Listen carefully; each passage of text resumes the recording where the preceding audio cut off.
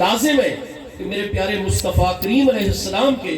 تمام سابقین اولین مہاجرین و انصار صحابہ کرام کی خلوص دل کے ساتھ اتباع اور پیروی کرتے چلے جاؤ۔ اللہ پاک کی رضا جو ہے وہ سب سے بڑی نعمت ہے۔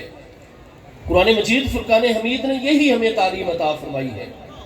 احادیث کریمہ میں یہی مضمون پوری صحت کے ساتھ موجود ہے۔ ہمارے دین کی تعلیم ہے رضوان من اللہ اکبر، اللہ پاک کی رضا انسان کے لیے اور بندہ مومن کے لیے تمام کی تمام چیزوں میں سب سے بڑی چیز ہے۔ اس لیے قرآن مجید فرقان حمید میں جہاں ہمارے پیارے آقا کریم علیہ السلام کے پیارے اہل بیت اطہار رضوان اللہ تعالی علیہ مجمعین اور محبوب کریم علیہ السلام کے پیارے صحابہ کرام رضوان اللہ تعالی علیہ مجمعین کی عظمتوں کا بیان آیا ہے، تو وہیں پر قرآن پاک نے یہ بات واضح فرما دی ہے کہ وہ ہر وقت مجھ اللہ پاک کی رضا کو تلاش کرنے میں لگے رہتے ہیں۔ چنانچہ قرآن پاک کے 26ویں پارے سورہ الفتح کی آیت نمبر 29 میں واضح طور پر اللہ پاک کا ارشاد گرامی ہے محمد الرسول اللہ۔ آیت بینہ کے آغاز میں ہمارے پیارے آقا کریم علیہ التحیات و تسلیم کا نام نامی اسم گرامی لے کر اللہ پاک نے ارشاد فرمایا کہ آپ اللہ پاک کے رسول ہیں۔ آگے فرمایا والذین معہ، اور وہ تمام کی تمام مبارک ہستیاں جو ہمارے پیارے مصطفیٰ کریم علیہ السلام کے ساتھ رہنے والی ہیں، آپ کی معیت میں، آپ کی سنگت میں، آپ کے قرب میں رہنے والی ہیں۔ والذین معہ اشداء علی الکفار رحماء بینہم تراہم رکعا سجدا، آگے فرمایا یبتغون فضلا من اللہ ورضوانا، جتنی ہستیاں محبوب علیہ السلام کے ساتھ ہیں وہ ہر عمل کے ذریعے، ہر بات کے ذریعے صرف اور صرف مجھ اللہ کا فضل اور مجھ اللہ پاک کی رضا کو تلاش کر رہے ہوتے ہیں۔ تو چونکہ رضائے الہی یہ ہماری زندگی کا مقصد ہے، اللہ پاک کو راضی کرنا یہ ہماری زندگی کا مقصد ہے، رضوان من اللہ اکبر، اور اللہ پاک کی تمام عطا کردہ نعمتوں میں اللہ کا اپنے بندے پر راضی ہو جانا یہ سب سے بڑی نعمت ہے۔ اور قرآن پاک فرماتا ہے اگر وہی سب سے بڑی نعمت اور وہی سب سے بڑا مقام اگر میری بارگاہ میں حاصل کرنا چاہتے ہو تو والذین اتبعوہم بإحسان، میرے پیارے مصطفیٰ کریم علیہ السلام کے تمام سابقین اولین مہاجرین و انصار صحابہ کرام کی خلوص دل کے ساتھ اتباع اور پیروی کرتے ہیں۔ جہاں اس آیت بینہ میں حضرات مہاجرین و انصار رضوان اللہ تعالی علیہ مجمعین کی عظمتیں واضح ہوئی، اللہ کریم کا یہ اعلان سامنے آیا کہ رب کریم جل شانہ ان پاکیزہ بارگاہوں سے ہمیشہ کے لیے راضی ہو چکا ہے۔ وہیں یہ بھی پتا چلا کہ مقام رضا عظیم مقام ہے۔ چنانچہ یہ ہم مسلمانوں کا شروع سے طریقہ چلا آ رہا ہے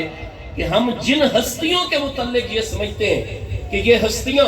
محبوب کریم علیہ السلام کی سچی پیروکار ہیں، محبوب علیہ السلام کے سابقین اولین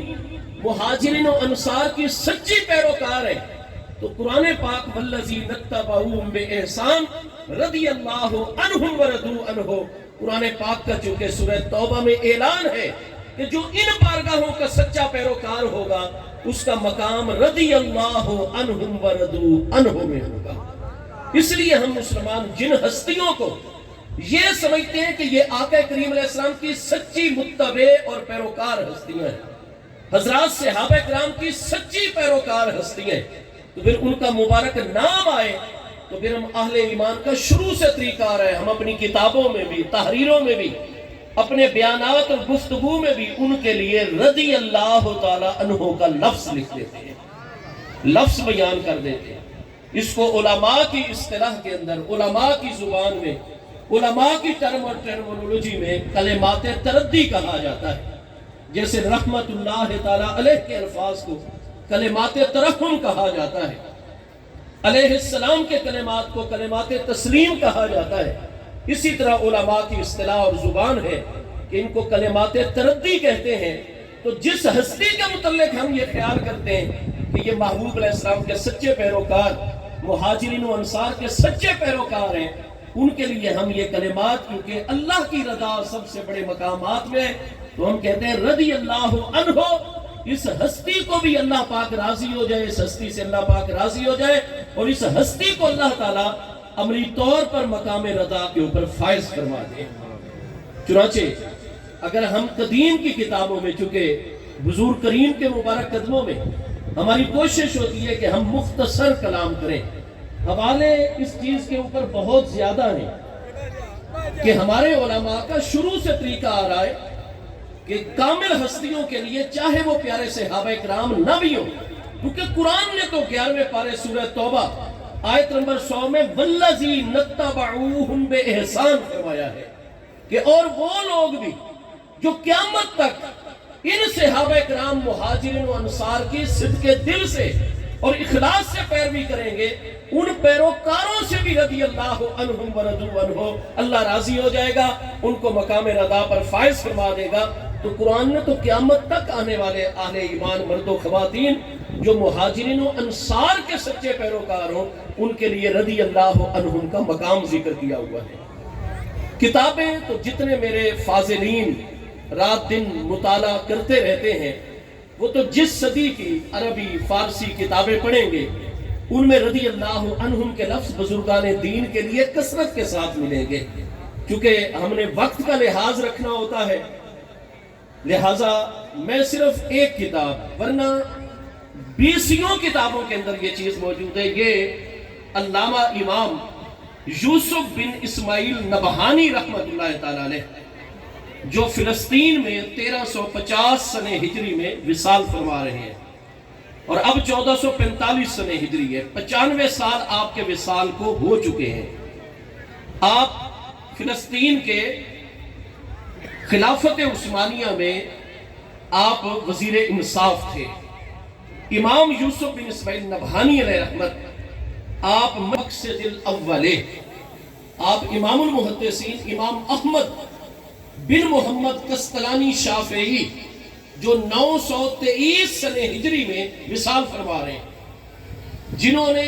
ارشاد الساری فی شرح صحیح البخاری لکھی، جنہوں نے المواہب اللدنیہ لکھی، تو یہ امام المحدثین تو 923 سنہ ہجری میں وصال فرما رہے ہیں،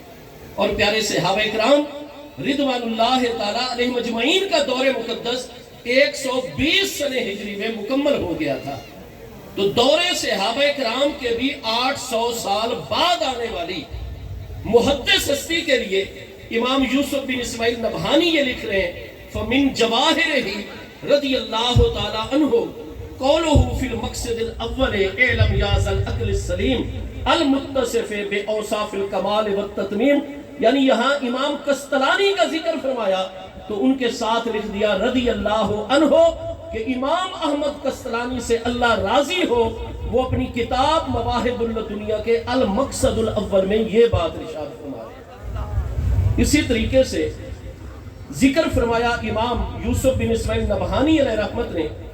جواہر البحار شریف کی جلد 205 پر حضرت الشیخ سیدی محی الدین ابن عربی علیہ رحمت کا، حضرت ابن عربی علیہ رحمت امام المکاشفین شیخ اکبر محی الدین ابن عربی قدس سر العزیز، آپ کا وصال اقدس شام میں 638 سنہ ہجری کے اندر ہے۔ تو جو ہستی 638 سنہ ہجری میں وصال فرما رہے ہیں، ظاہر حضرت شیخ اکبر قدس سر العزیز کی نورانی ذات بابرکات وہ صحابہ کرام میں شامل نہیں ہے۔ حضرت شیخ اکبر کے لیے فرمایا وَهُوَ سیدی محی الدین ابن عربی رضی اللہ عنہ، اتنی بڑی عالم ربانی ہستی جو دور متاخرین کی علامہ ہستی ہیں، جن کے علم پر، جن کی عظمت پر، جن کی ثقافت کے اوپر مشرق مغرب شمال جنوب عرب و عجم کے جمہور اہل اسلام کے علماء متفق ہیں۔ اعلیٰ حضرت فاضل بریلوی علیہ رحمت نے مکہ مکرمہ میں اپنی کتاب الدولۃ المکیہ فی مادۃ الغیبیہ جب آپ نے تحریر کی تو آپ نے واپس ہندوستان تشریف لا کر اس کے بعد سب سے پہلے یہ کتاب انہی امام یوسف بن اسماعیل نبہانی کی خدمت میں روانہ کی کہ مہربانی فرما کر اس کو پڑھیں اور اس پر اپنی رائے بھی دیں اور اس پر اپنی تقریض بھی لکھ دیں۔ چنانچہ الدولۃ المکیہ پر آج بھی آپ کو امام یوسف بن اسماعیل نبہانی علیہ رحمت کی تقریض ملے گی۔ اعلیٰ حضرت فاضل بریلوی بر صغیر میں ہیں، امام یوسف بن اسماعیل نبہانی فلسطین میں، لیکن ان کا علمی مقام و مرتبہ اتنا ہے کہ امام احمد رضا فاضل بریلوی جیسی علمی فقیہ النفس ہستیاں وہ چاہتے ہیں کہ میری اس کتاب کی تائید میں امام یوسف بن اسماعیل نبہانی جیسی عظیم ہستیوں کا تبصرہ بھی لگا ہوا ہونا چاہیے۔ اور یہ عظیم ہستی امام احمد کسترانی کا ذکر کرتے ہیں یا حضرت محی الدین ابن عربی علیہ رحمت کا نام کے ساتھ کلمات تردی رضی اللہ تعالیٰ عنہ کے کلمات اپنی کتاب میں تحریر کرتے ہیں۔ اسی طریقے سے آپ اس کتاب کے صفحہ نمبر 71 کو ملاحظہ فرمائیں گے تو یہ آپ نے عنوان دیا وَمِنْهُمُ الْإِمَامُ الشَّهَابُ احمد بن حجر حیتمی المتوفہ سن 973 رضی اللہ تعالیٰ عنہ، یعنی آپ نے حرمین طیبین کے فقیہ اور مفتی اور محدث اور حرم مکہ کے امام المحدثین امام ابن حجر حیتمی مکی علیہ رحمت جو 973 ہجری میں مکہ مکرمہ میں وصال فرما رہے ہیں اور حضرت ملا علی قاری علیہ رحمت کے اساتذہ کرام میں شامل ہیں، یہ ہستی جو 10ویں صدی ہجری میں 973 سنہ ہجری میں مکہ مکرمہ میں وصال فرماتے ہیں، حضرت شیخ یوسف بن اسماعیل نبہانی جواہر البحار کی جلد 2 صفحہ 71 پر ان کا ذکر کرتے ہیں تو دعائیہ کلمات رضی اللہ عنہ تعریف فرماتے ہیں۔ اگر آپ اس کتاب کی فہرست دیکھیں گے تو سارے ناموں کے ساتھ امام یوسف بن اسماعیل نبہانی، شیخ علی نور الدین حنبی رضی اللہ عنہ یہ 1044 ہجری میں فوت ہو رہے ہیں، الشیخ عبد الرؤوف المناوی رضی اللہ تعالیٰ عنہ یہ 1069۔ الغرض یہ آج مسلمانوں کا نیا طریقہ نہیں ہے بلکہ ہمارے جتنے اکابر علماء اور ائمہ دین ہیں وہ صحابہ کرام نہ بھی ہوں، تابعین نہ بھی ہوں، بعد کی صدیوں کے علماء ہوں، اصفیاء ہوں، مشائخ ہوں، ان ربانی ہستیوں کے ناموں کے ساتھ رضی اللہ تعالیٰ عنہ لکھتے بھی ہیں، گفتگو میں استعمال بھی فرماتے ہیں، کیونکہ وہ یہ کہتے ہیں کہ یہ ہستیاں کامل پیروکار ہیں، لہذا ہمارے ذہنوں میں ان کا مقام رضا ہے، ہم اسی کے حوالے سے ہی مزید اس مقام کے اوپر فائز ہونے اور اس پر قائم رہنے کی اللہ کی بارگاہ میں دعا کر کے اللہ کو راضی کرتے ہیں، اللہ پاک سے فیض و برکت پاتے ہیں اس کی بارگاہ سے۔ اس لیے کچھ ہمارے پیر بھائیوں نے چنیوٹ کی طرف یا مختلف مقامات پر جیسے ہی اس سے بڑی اور کیا سعادت، بخاری شریف میں حدیث صحیح ہے، محبوب علیہ السلام کا فرمان ہے میری امت کے اندر ایسے کامل بندے ہیں کہ جب پل صراط سے وہ گزریں گے تو نیچے پل صراط کے جہنم ہے، جہنم اپنے 19 طبقات سمیت، یہ بخاری شریف میں مبارک الفاظ ہیں، آقا کریم علیہ السلام نے فرمایا جہنم کہے گا اسرا اسرا یا عبداللہ، اسرا یا عبداللہ، انا نور ایمانے کا یطفئ نارا غضبی، اے اللہ کے بندے جلد از جلد میری پیٹھ سے پل صراط سے تیزی کے ساتھ گزر جا کیونکہ تیرا نور ایمان مجھ جہنم کی آگ کو بجھا رہا ہے۔ جن ہستیوں کے قدموں میں اور وجود اقدس میں یہ برکت ہو کہ جہنم کی آگ ان کے انوار سے بچنا چاہتی اور کہتی ہے اسرا یا عبداللہ، اے اللہ کے بندے جلدی گزر جا پل صراط سے کیونکہ تیرے وجود کے انوار فیوز و برکات مجھ جہنم کی آگ کی تپش کو ختم کر رہے، جن کے وجود کی برکت سے جہنم کی آگ وہ بجھ جاتی ہے۔ ہم جتنی پریشانیوں کی آگ میں جل رہے ہوتے ہیں، جہاں یہ کریم قدم رنجا فرمائیں گے کیوں نہ رحمتیں رحمتیں ہو جائیں گی، کیوں نہ برکتیں برکتیں ہو جائیں گی، کیوں نہیں ہماری پریشانیاں ختم ہو جائیں گی، کیوں پریشانیوں کی آگ نہیں بجھ جائے گی، کیوں ہمارے مسائل نہیں حل ہو جائیں گے۔ اس لیے ہم غلاموں کے لیے حضور پیر سیال لجپال کا دیدار اس لیے